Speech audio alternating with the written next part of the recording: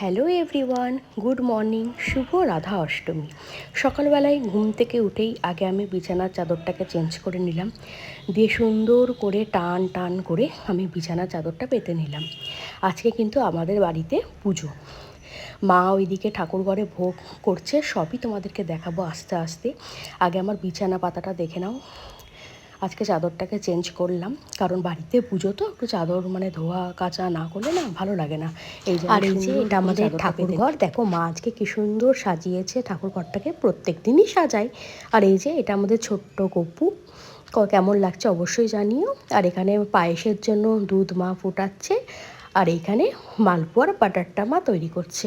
হয়েও গেছে, মা তেলের মধ্যে মালপোয়া ছেড়েও দিয়েছে। এই দেখো এখানে মালপোয়া হচ্ছে।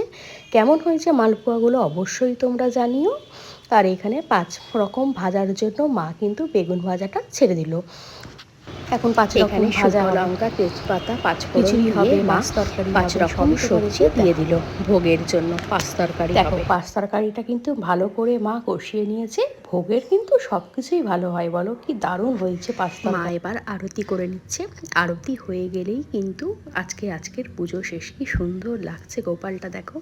এই গোপালটা কিন্তু আমাদের না, এটা কিন্তু আমাদের কাকিমাদের। কাকিমারা আজকে আমাদের বাড়িতে দিয়েছে, যেহেতু আমরা ভোগ করে দিচ্ছি বলে। কি মিষ্টি চেহারাটা না। আজকে সবাই বন্ধুরা ভালো থেকো। আজকে